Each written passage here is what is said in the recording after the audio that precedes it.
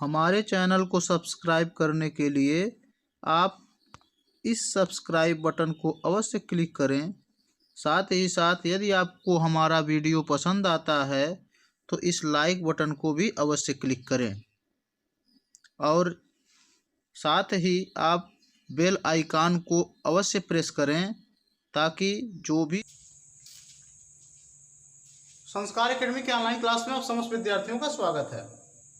आज हम क्लास 12वीं के फिजिक्स से जो पहला चैप्टर है वैद्युत आवेश और वैद्युत क्षेत्र, उसके एक महत्वपूर्ण टॉपिक को लेकर आपके समक्ष हैं। और आज का हमारा टॉपिक है बेटा आवेश संरक्षण का सिद्धांत।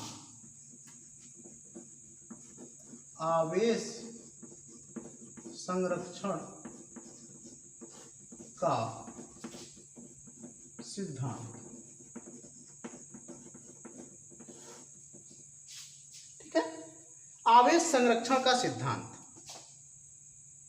विलगित निकाय पर। विलगित निकाय होना चाहिए। चलिए बेटा, पिछले क्लास में हमने पढ़ा था कि जब एक इलेक्ट्रॉन जुड़ता है तो आवेश धनावेश आवेश ऋण आवेश में जो है वो उस वस्तु पर आ जाता है। एक इलेक्ट्रॉन निकलता है तो उस पर धनावेश आ जाता है। ठीक है, इस टॉपिक में हम एक विलगित निकाय पर आवेश संरक्षण का सिद्धांत को पढ़ेंगे। ठीक है बेटा, विलगित निकाय क्या होता है? जिस पर बाहरी पर्यावरण का या बाहरी जो भी हमारे उस निकाय के चारों तरफ का वातावरण है उसका उस पर कोई प्रभाव न पड़ता, यानी कि विलगित निकाय है। यानी कि जो भी आवेश हो या कोई भी, चाहे टेम्परेचर हो, कुछ भी उसके अंदर प्रवेश न कर सके, वो एक विलगित निकाय होता है। ठीक है बेटा, तो इसके लिए हम एक रिएक्शन केमिस्ट्री में थोड़ा चलते हैं। आप लोग जानते हैं Na+ और Cl-, यानी कि ये एक इलेक्ट्रॉन देता है और एक इलेक्ट्रॉन ये लिया हुआ है, ये मिलकर बनाता है NaCl। ये तो आप अच्छी तरीके से जानते हो। इसी की सहायता से हम आपको समझाएंगे आवेश संरक्षण का सिद्धांत। केमिस्ट्री में आप तो मास्टर पहले से ही हो, ये तो सबको पता है, आपको पता हो या ना हो।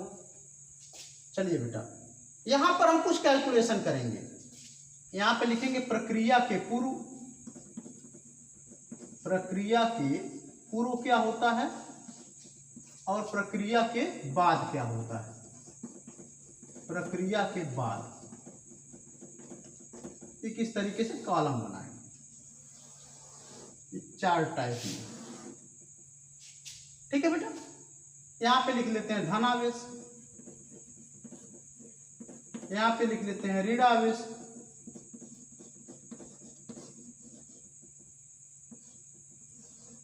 यहां पे लिख लेते हैं ऋण आवेश, और यहां पे लिख लेते हैं कुल आवेश, और यहां पे लिख लेते हैं कुल नेट आवेश। कुल नेट आवेश। चलिए, यहां पे एक कॉलम और बढ़ा लेते हैं बेटा, कुल आवेश।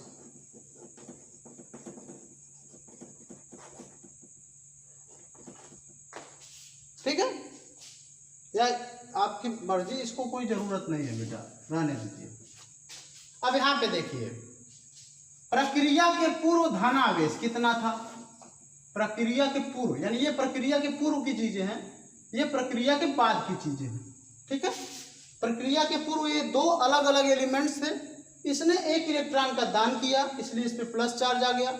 इसने एक इलेक्ट्रॉन ग्रहण किया, इसलिए इस पर माइनस चार्ज आ गया। दोनों ने मिलाकर NaCl बनाया, जो कि उदासीन है, इस पर कोई चार्ज नहीं है। क्यों?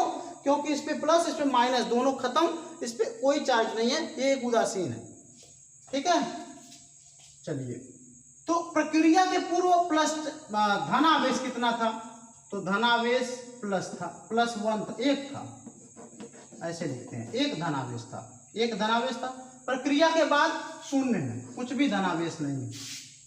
प्रक्रिया के बाद धनावेश है इस पे नहीं, ये तो उदासीन है। प्रक्रिया के पूर्व ऋणावेश कितना था? 1 था। प्रक्रिया के बाद 0 है।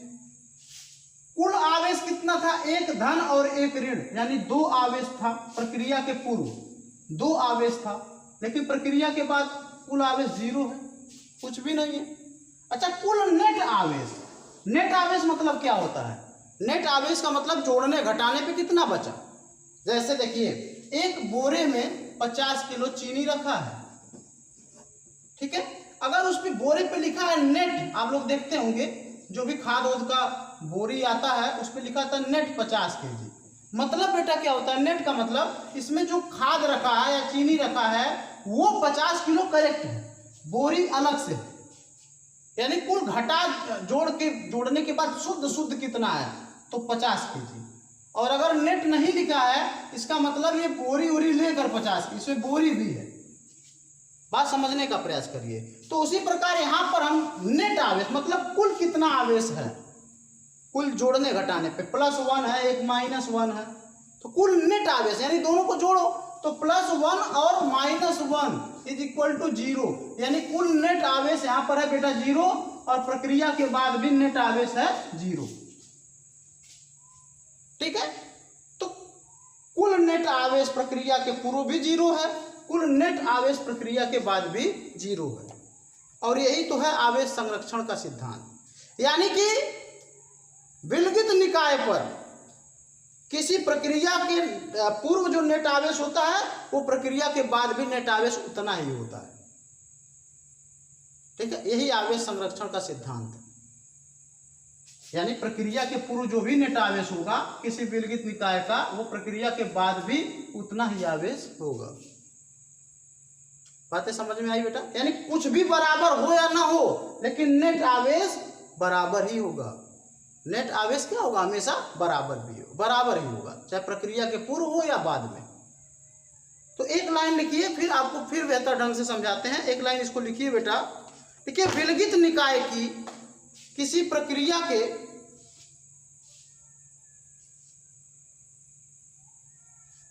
विलगित निकाय का किसी प्रक्रिया में नेट आवेश, किसी प्रक्रिया में नेट आवेश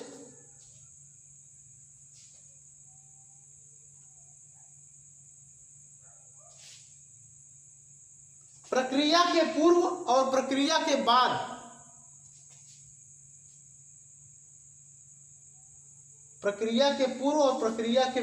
बराबर ही होता है। प्रक्रिया के पूर्व और प्रक्रिया के बाद बराबर ही होता है।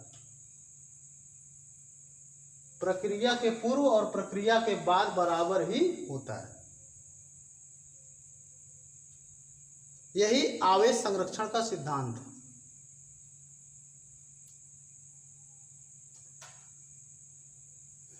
हो गया बेटा?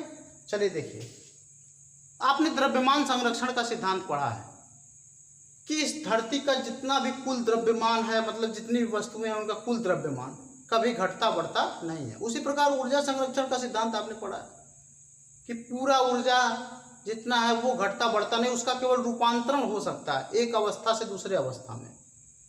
ठीक उसी प्रकार आवेश संरक्षण के सिद्धांत में किसी भी विलगित निकाय का जो प्रक्रिया के पूर्व आवेश नेट आवेश है वो प्रक्रिया के बाद नेट आवेश बराबर ही होगा। यानी जितना यहाँ पर आवेश था कुल नेट आवेश, उतना ही नेट आवेश यहाँ पर भी है। ऐसा नहीं कि कुछ घटा बढ़ा है, वो बिल्कुल सेम टू सेम है। पर यहाँ पे अलग अलग रूपों में है वो अलग चीज है। यहाँ पे प्लस रूप में है, माइनस रूप में, +1 है, -1 है। लेकिन नेट आवेश की अगर बात करें तो जितना इधर है उतना इधर भी है, वो घटता बढ़ता नहीं है। इसी को कहते हैं आवेश संरक्षण का सिद्धांत। आशा करते हैं आपको ये टॉपिक बहुत ही मजेदार लगा होगा, और अगर आपको ये टॉपिक मजेदार लगा है तो प्लीज़ हमारे वीडियो को लाइक अवश्य करें, और साथ ही कमेंट बॉक्स में कुछ ऐसा लिखें ताकि हमको एक इंस्पिरेशन मिले और हम अच्छे से वीडियो आपके लिए ला सकें। फिजिक्स कैसा लग रहा है इसको आप ज़रूर लिखें। क्या फिजिक्स आपको इस वीडियो में या इस क्लास में पढ़ने में मज़ा आ रहा है? तो अगर अभी तक हमारे चैनल को आपने सब्सक्राइब नहीं किया बेटा तो फटाफट हमारे चैनल को सब्सक्राइब करें, ताकि जो भी वीडियो हम बनाते हैं वो सबसे पहले आप तक पहुंच सके। बेल आइकन को भी अवश्य प्रेस करें। Thank you for watching this video.